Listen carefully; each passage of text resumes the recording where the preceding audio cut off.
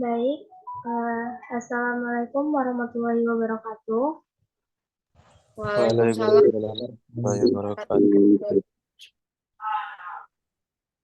Selamat pagi, salam sejahtera untuk kita semua. Terima kasih kepada ketua yang telah menyediakan room Zoom pada pagi hari ini. Dan kami juga berterima kasih kepada teman-teman yang telah join ke dalam Zoom meeting pada pagi hari ini. Nah, untuk tidak memperpanjang, pada kali ini kami dari kelompok 7 dengan materi keseimbangan pendapatan nasional dalam perekonomian dua sektor.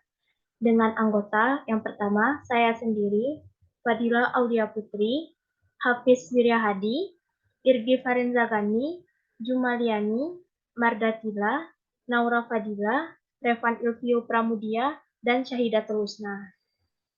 Pada materi keseimbangan pendapatan nasional dalam perekonomian dua sektor terbagi dua submateri. Yang pertama, tentang pendapatan produksi dan agregat, serta submateri kedua yaitu equilibrium pendapatan nasional multiplier.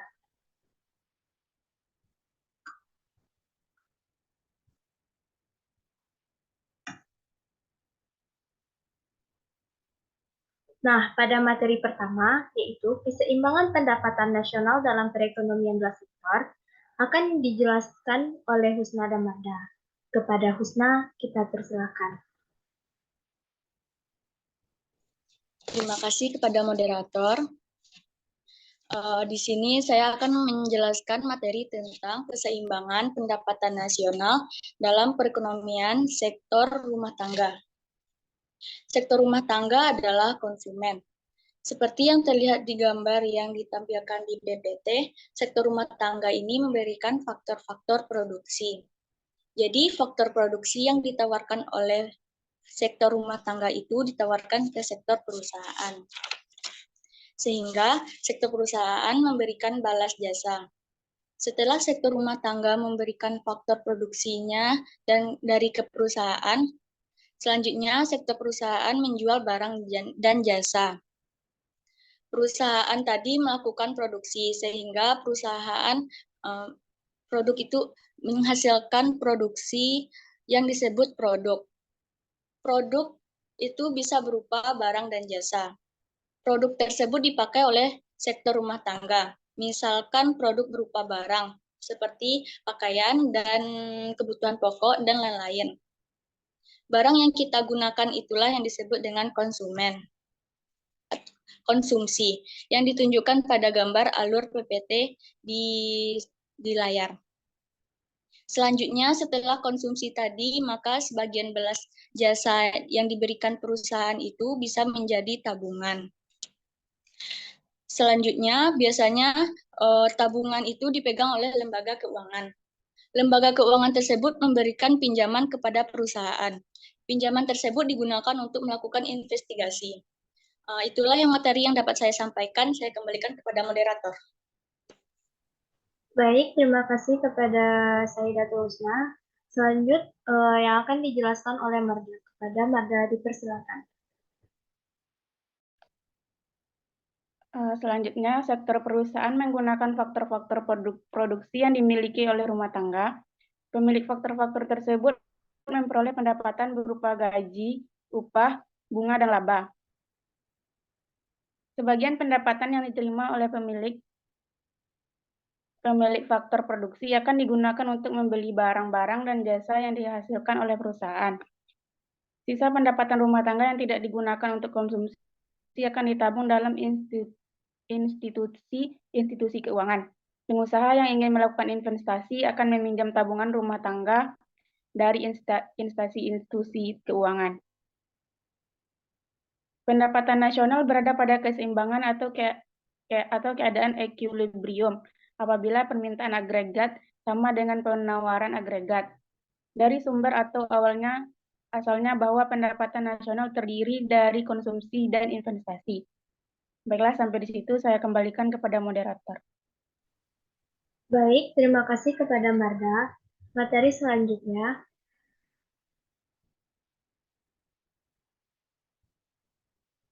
yang akan dibacakan oleh Naura. Kepada Naura dipersilakan.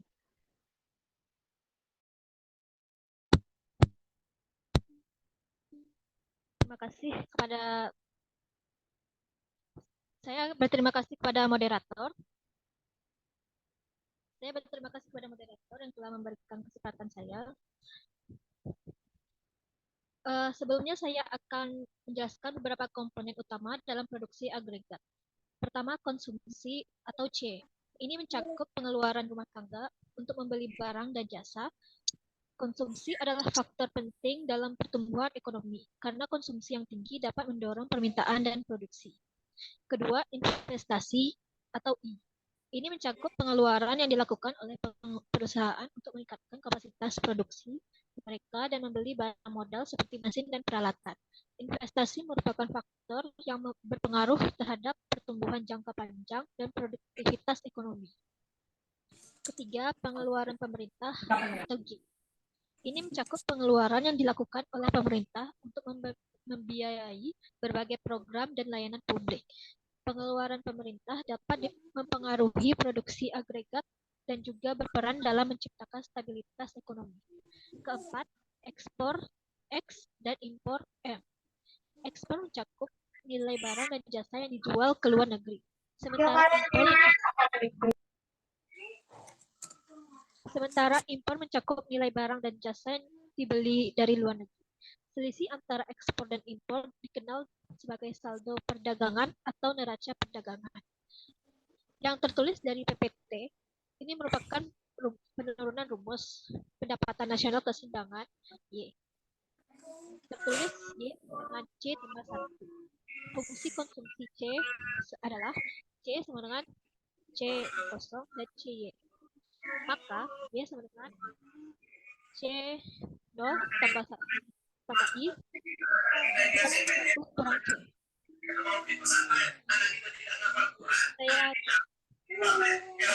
Saya kembalikan kepada moderator.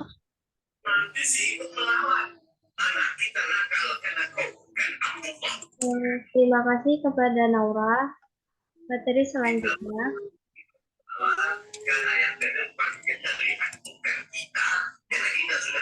yaitu contoh yang akan dibacakan oleh Hafiz Mia Hadi. Kepada Hadi dipersilakan.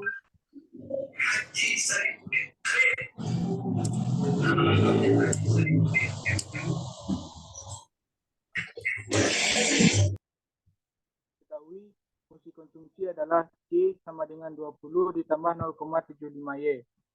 Dan investasi adalah I, yaitu 40 miliar. Hitunglah A. Pendapatan nasional keseimbangan, dan B. Konsumsi keseimbangan dan saving keseimbangan. Penyelesaian. Pendapatan nasional keseimbangan dua sektor, yaitu Y sama dengan C ditambah I. Y sama dengan 20 ditambah 0,75 Y ditambah 40. 0,25 Y sama dengan 60. Dan Y adalah 240 miliar. Konsumsi keseimbangan, yaitu C sama dengan 20 ditambah 0,75 Y. Kemudian C sama dengan 20 ditambah 0,75 Y dikali 2.400. C sama dengan 200 miliar. Dan saving keseimbangan, yaitu S sama dengan Y dikurang C. S sama dengan 240 dikurang 200. S sama dengan 40 miliar. Sekian, terima kasih. Saya kembalikan kepada moderator. Baik, terima kasih kepada Hadi. Materi selanjutnya yaitu pendapatan dan produksi agregat yang akan dibacakan oleh Jumaliani. Kepada Jumaliani dipersilakan.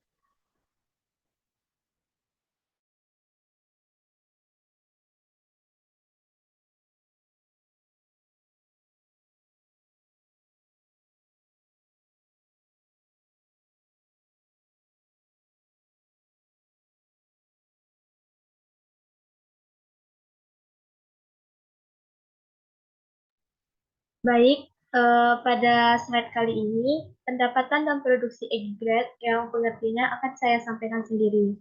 Penawaran agregat atau permintaan adalah jumlah barang dan jasa yang dilakukan perusahaan-perusahaan dalam suatu negara. Kalau permintaan agregat dapat diartikan sebagai tingkat pengeluaran yang dilakukan dalam ekonomi pada berbagai tingkat harga. Yang ketiga yaitu pengeluaran agregat, yang itu expenditure, yang menggambarkan tentang hubungan antara pengeluaran yang akan dilakukan dalam perekonomian dengan pendapatan nasional. Selanjutnya, materi yang akan disampaikan oleh Irgi Farenzagani. Kepada Irgi dipersilakan. Equilibrium pendapatan nasional multiplier. Secara istilah, equilibrium adalah keadaan di mana kekuatan yang berlawanan berada di dalam kondisi yang sepadan. Equilibrium yaitu kondisi di mana penawaran dan permintaan berada pada kondisi yang seimbang. Dengan menemukan titik equilibrium, kita bisa menemukan harga pasar yang seimbang. Multiplier adalah angka pengganda, yaitu koefisien angka yang dapat menjelaskan besarnya pendapatan nasional sebagai akibat adanya tambahan variabel-variabel tertentu dalam perekonomian. Rumusnya yaitu K sama dengan 1 per 1 kurang MPC atau 1 per MPS. Dengan keterangan K sebagai multiplier, MPC yaitu perbandingan antara tambahan konsumsi akibat adanya tambahan pendapatan. MPS yaitu perbandingan antara tambahan tabungan akibat adanya tambahan pendapatan. Dengan memahami besarnya multiplier, pemerintah dapat mengestimasi dampak perubahan dalam pengeluaran agregat terhadap pertumbuhan ekonomi dan pendapatan nasional. Saya kembalikan ke moderator. Terima kasih kepada Irgi. Materi selanjutnya yaitu contoh dari equilibrium yang akan disampaikan oleh Revan. Kepada Revan dipersilakan. Baik, terima kasih.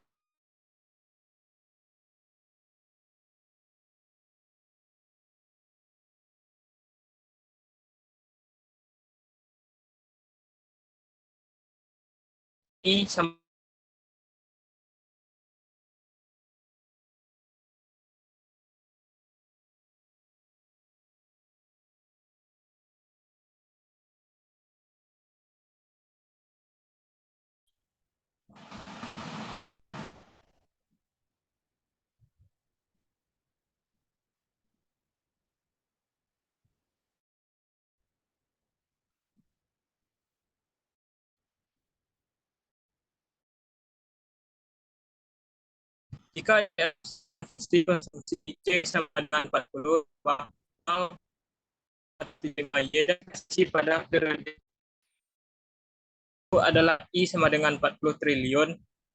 Pada periode kedua, investasi bertambah menjadi 60 triliun. Hitunglah pendapatan nasional pada periode kedua dengan menggunakan angka penggandaan. K sama dengan 1 per 1 dikurang C sama dengan 1 per 1 dikurang 0,75 sama dengan 4. K delta Y per delta I sama dengan 4, maka delta Y sama dengan 4 delta I. Delta I sama dengan I2 dikurang I1 sama dengan 60 dikurang 40 sama dengan 20. Y pada periode 1 sama dengan Y1 sama dengan CO tambah I per 1 dikurang C sama dengan 320 triliun. Maka Y pada periode 2, Y2 sama dengan Y1 ditambah delta Y sama dengan 320 ditambah 4 dikali 20 sama dengan 400 triliun. Kesimpulan, dengan bertambahnya investasi pada sebesar 20 triliun menghasilkan pendapatan nasional bertambah 80 triliun. Efek penggandaan 4. Baik, saya kembalikan kepada moderator. Baik, terima kasih kepada Revan. Jadi segitu materi dari kelompok 7. Nah, di sini kami membuka sesi tanya jawab yang kami 3 orang. Kepada yang ingin bertanya dipersilahkan.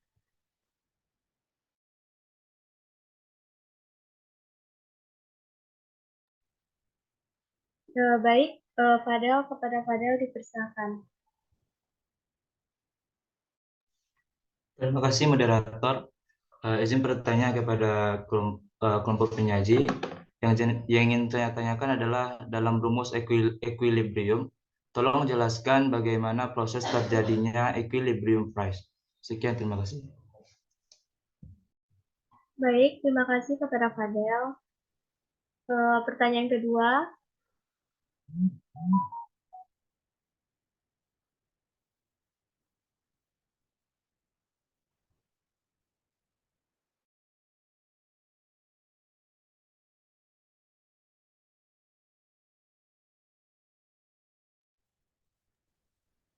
baik, kepada Farhan Syaifullah dipersilahkan. Saya akan bertanya, coba jelaskan contoh kasus pendapatan dan produksi agregat.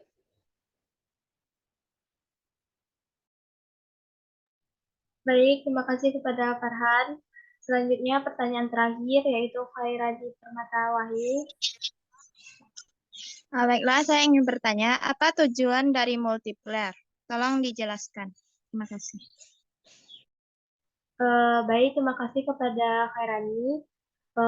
Untuk yang nanya boleh ditulis di kolom komentar dan beri kami waktu beberapa menit untuk menjawabnya.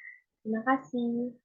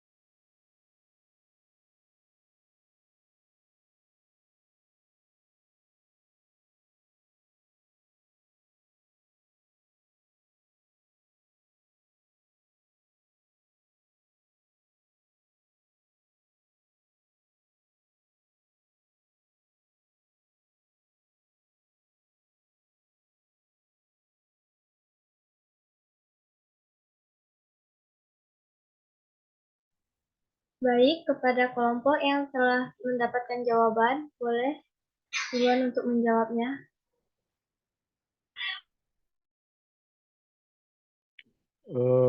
Izin menjawab moderator. Saya ingin menjawab pertanyaan dari Khairani Permata Wahyu tentang apa tujuan dari multiplier. Tolong dijelaskan pertanyaannya. Di multiplier adalah sebuah komponen dalam sistem ekonomi yang memiliki tujuan untuk menggambarkan efek dari perubahan pengeluaran agregat terhadap output atau pendapatan. Multiplier adalah untuk mengukur dampak ekonomi dari peningkatan atau penurunan dalam pengeluaran agregat. Multiplier didasarkan pada konsep bahwa perubahan dalam pengeluaran agregat seperti investasi atau pengeluaran pemerintah dapat memiliki efek berganda pada output atau pendapatan nasional. Dengan kata lain, perubahan dalam satu sektor ekonomi dapat memicu perubahan dalam sektor lain yang pada gilirannya akan mempengaruhi pendapatan dan output secara keseluruhan. Dalam konteks kebijakan ekonomi, tujuan dari multiplier adalah untuk memahami bagaimana perubahan dalam pengeluaran agregat dapat mempengaruhi pertumbuhan ekonomi dan lapangan kerja. Misalnya, pemerintah dapat menggunakan multiplier untuk memperkirakan bahwa dampak stimulus fiskal terhadap output dan pendapatan nasional. Dengan demikian, multiplier membantu dalam merencanakan kebijakan ekonomi yang bertujuan untuk meningkatkan pertumbuhan dan stabilitas ekonomi secara keseluruhan. Bagaimana Khairani? Apakah jawabannya sudah cukup memuaskan? Terima kasih, saya puas dengan jawaban yang Anda berikan. Terima kasih. Saya kembalikan ke moderator. Baik, terima kasih kepada Irgi dan Khairani. Untuk pertanyaan selanjutnya, jika ada teman kelompok yang ingin menjawab, dipersilahkan.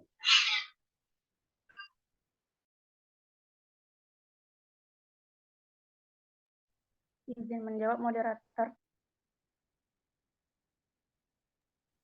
Silakan Marda.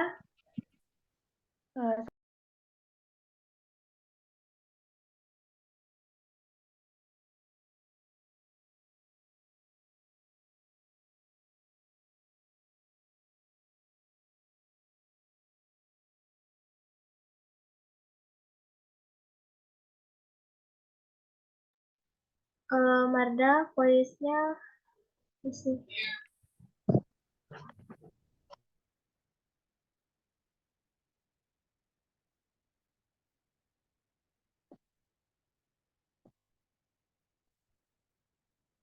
Saya akan menjawab pertanyaan dari Muhammad Fadel.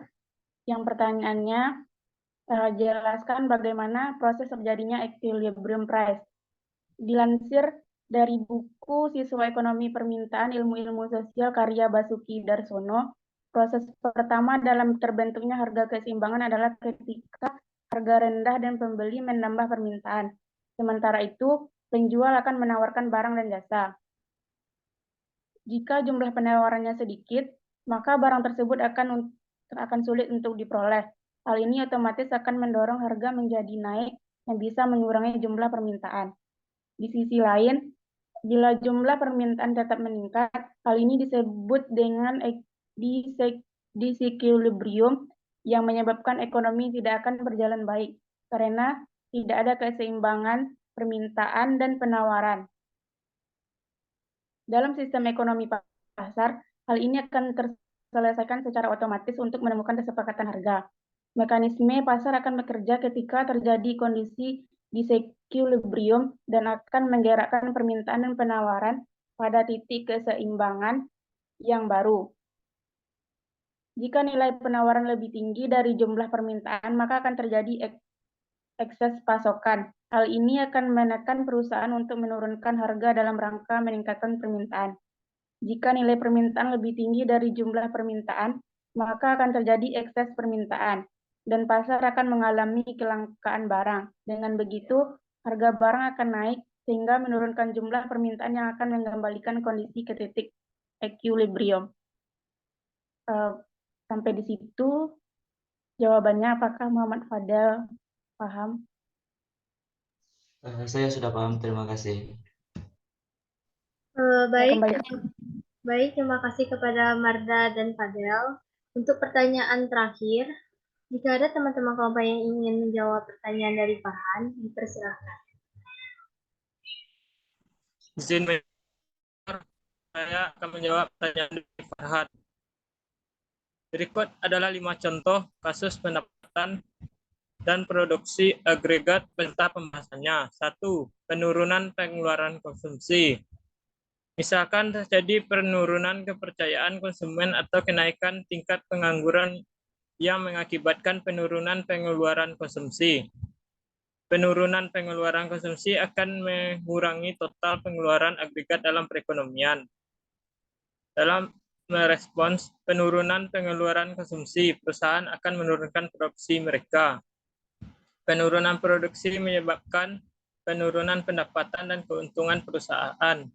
Dalam jangka panjang, penurunan pendapatan perusahaan dapat mempengaruhi pendapatan rumah tangga dan menyebabkan penurunan lebih lanjut dalam pengeluaran konsumsi, menciptakan siklus penurunan pendapatan dan produksi agregat. 2. Peningkatan pengeluaran pemerintah.